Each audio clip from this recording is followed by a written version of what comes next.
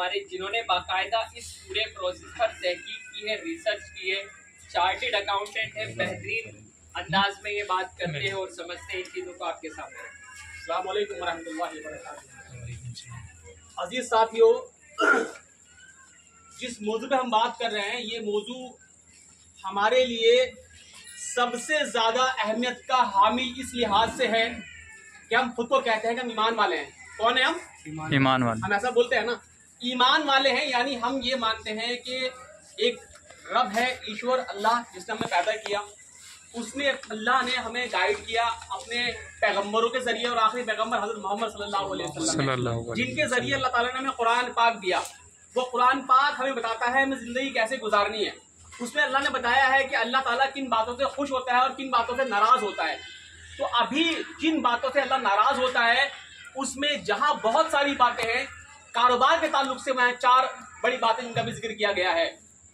कारोबार के ताल्लुक से हम जब बात करते हैं तो हमें यह भी गौर करना चाहिए कि हम कारोबार करते हैं तो कारोबार में अल्लाह ताला ने झूठ को हराम कर दिया, धोखे को हराम कर दिया, किसी की मजबूरी का फायदा उठाने को हराम कर दिया, इस तरह लेन देन को हराम कर दिया कि जिसके अंदर किसी एक को फायदा और किसी एक को नुकसान हो। मिसाल देता हूं मैं, अल्लाह के रसूल सल्लल्लाहु अलैहि वसल्लम ने इस तरह के सौदा करने से मना फरमाया, जहां पे अरब के लोग क्या करते थे, रात के अंधेरे में, मान लीजिए एक आदमी कपड़ा बेचने वाला है, एक खरीदने वाला है, खरीदने वाला गया, अंधेरे में कपड़े हाथ रखा उसने और सौदा हो गया। या फिर 2 लोग हैं जो आपस में कपड़ा बदल रहे हैं, एक आदमी ने कपड़ा दूसरी तरफ फेंका, दूसरे ने पहले वाली तरफ फेंका और सौदा हो गया। यानी यहाँ पे ये मौका ही नहीं था कि देखा जाए, परखा जाए सही क्या है और गलत क्या है। तो अल्लाह के रसूल सल्लल्लाहु अलैहि वसल्लम ने फरमाया कि ये इस तरह से कारोबार करना सही नहीं है। या क्यों? इसके अंदर ये नहीं मालूम पड़ेगा कि हमने सही काम किया, यानी इसके अंदर किसी को फायदा किसी को नुकसान होगा। इस तरीके से अल्लाह रसूल ने इस बात का मना फरमाया कि इस तरह कारोबार न करो कि तुली हुई सूखी खजूरों के बदले में पेड़ पे लगी हुई खजूरें बेच दो। यानी जो खजूरें सूखी हुई हैं, तुली हुई हैं, उनकी कीमत तो मालूम है, लेकिन जो पेड़ पे लगी हुई कीमत मालूम नहीं है वो कितनी होगी। आपने मना फरमाया। आपने इस बात से मना फरमाया कि जिसे हमारी जुबान में बोलते हैं, ओक्का का ओक्का ले लो, ढेर का ढेर ले लो, अंदाजे से खरीद लो। रसूलुल्लाह ने फरमाया कि सौदा करो तो इस तरह करो कि तोलो, कीमत तय करो, खरीदो और बेचो।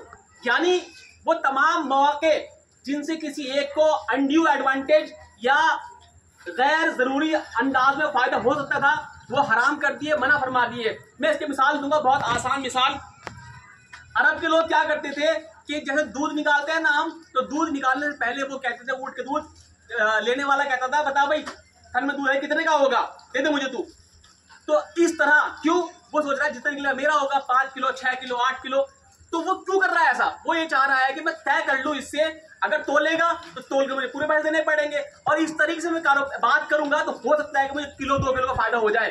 इसमें क्या हुआ है, छुपी हुई चीज है, इसका पता नहीं है। अल्लाह रसूल ने फरमाया कि नहीं, इसको तोलो फिर बेचो। इस तरीके से जितने भी कारोबार ऐसे थे, एक मिसाल और दूंगा मैं कि अरब के लोग बाग खरीदते थे, खजूरों के बाग। और कैसे खरीदते थे कि 2-3 साल के लिए बाग खरीद लिए। रसूलुल्लाह ने कहा कि ऐसे सौदा मत करो। फिर कैसे करो?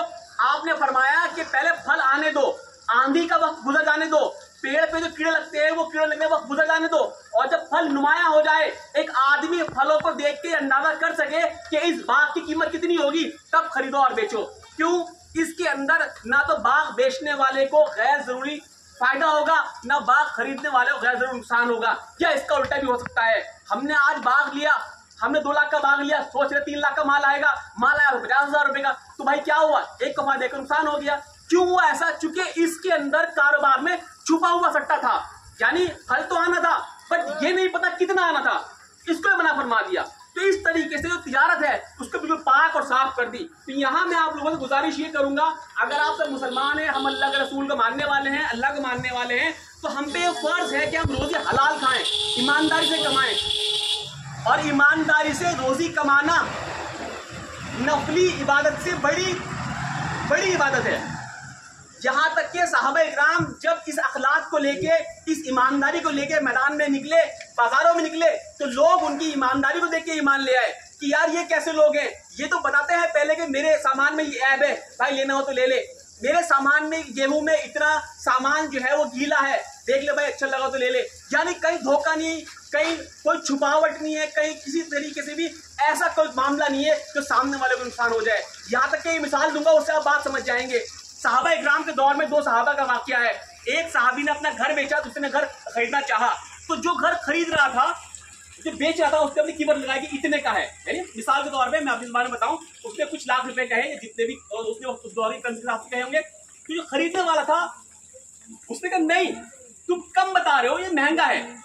बात समझ रहे हो? जो बेचने वाला घर है उसने क्यों बताई, जो खरीदने वाला है नहीं नहीं नहीं तुम कम बता रहे हो, ये महंगा घर है। यानी रसूलुल्लाह सल्लल्लाहु अलैहि वसल्लम ने ऐसा इंसाफ कायम कर दिया था कि खरीदने वाला इस बात से डरता था कि मेरे भाई को नुकसान ना हो जाए, और बेचने वाला इस बात से डरता था कि अपने भाई से गैर जरूरी फायदे ना उठा लूं। कारोबार जायज है, आप बेहतरीन सामान बनाइए, अपने भाई से बेहतर सामान बनाइए, बेहतर सर्विस दीजिए, पैसा कमाइए, कोई दिक्कत नहीं है, लेकिन धोखा मत दीजिए, छुपा के मत बेचिए। ये इन बातों को हराम कर दिया। इसके बाद में वो बात बचती है जो अभी आदिल भाई जिक्र कर रहे थे, क्या सुअर हराम, शराब हराम, सूद हराम और सट्टा हराम। मैं यहाँ फिलहाल जो बात करूंगा सूद की और सट्टे की।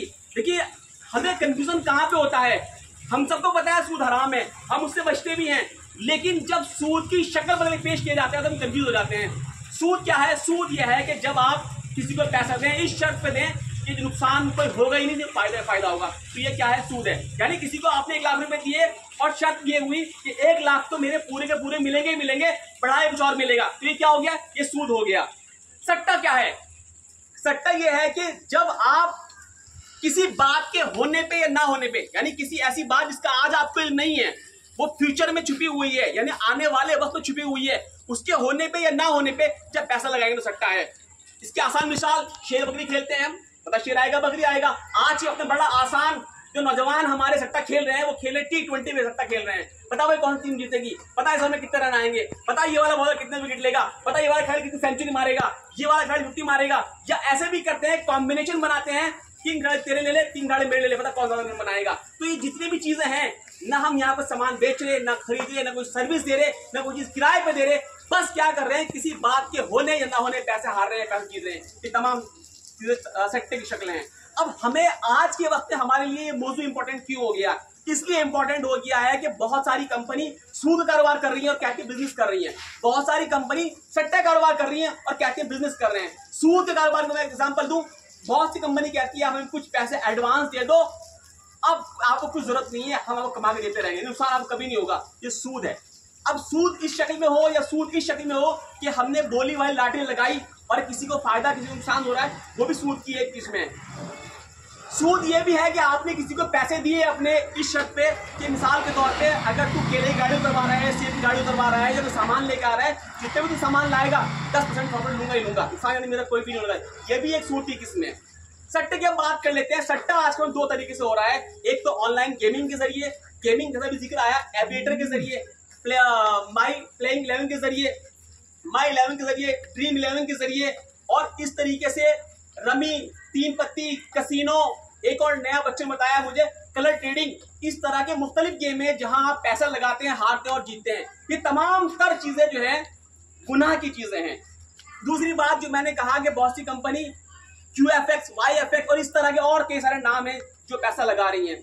ये कंपनी काम क्या कर रही है, कह रही है हम फॉरेन एक्सचेंज ट्रेडिंग कर रहे हैं।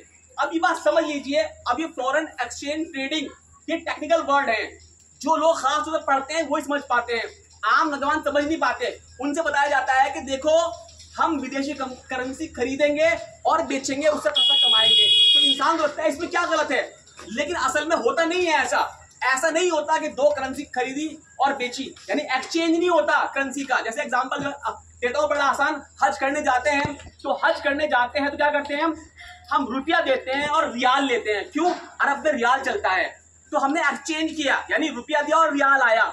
लेकिन ये जो कंपनियां काम कर रही हैं इसमें ऐसा कोई एक्सचेंज नहीं होता।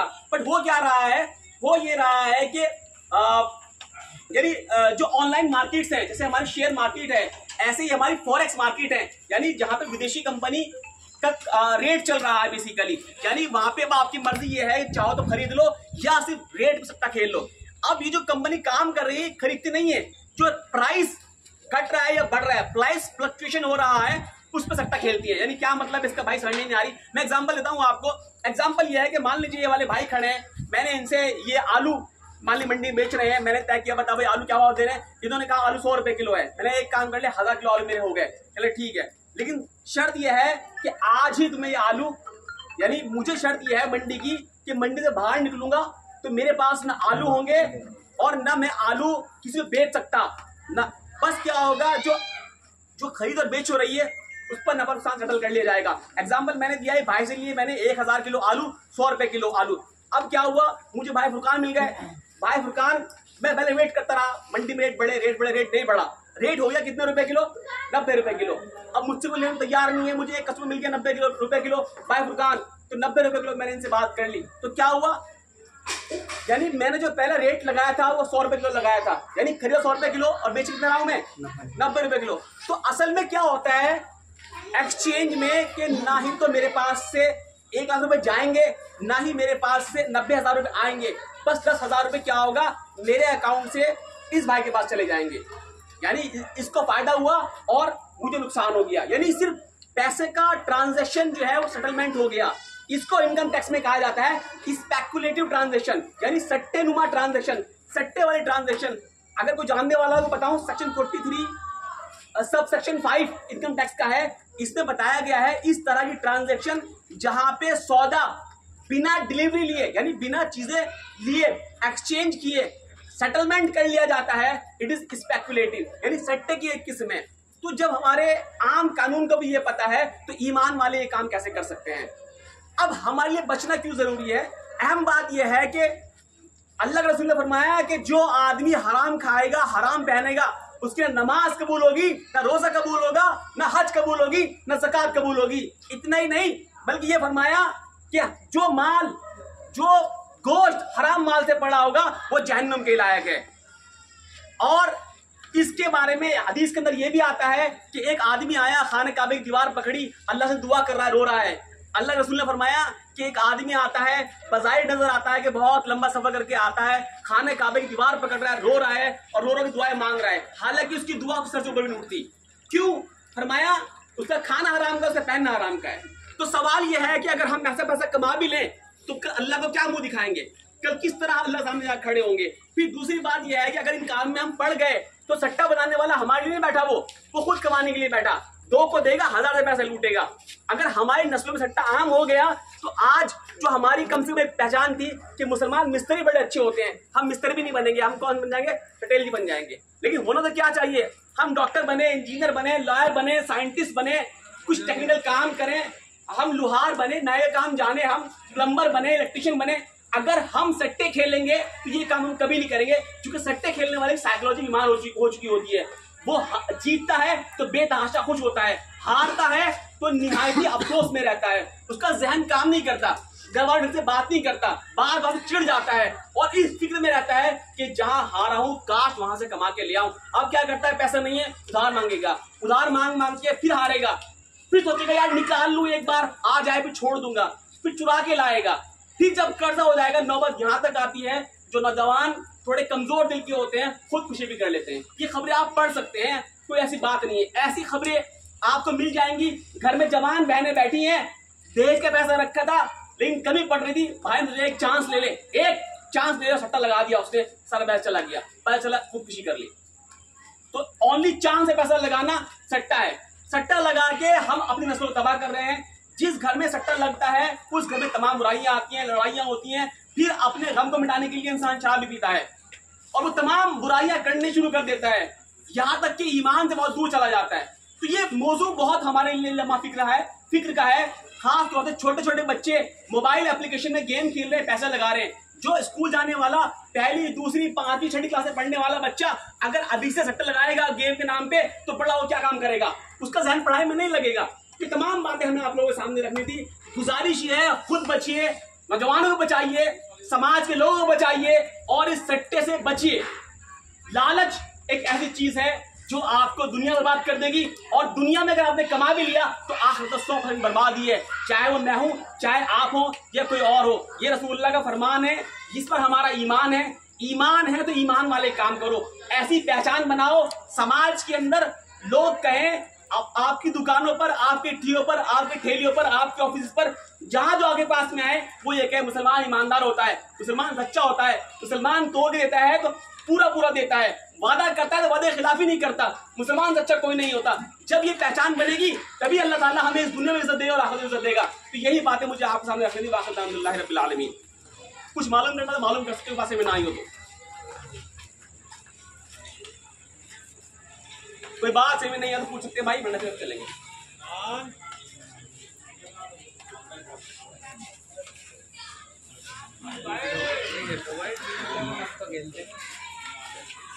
भाई दम मत मारो।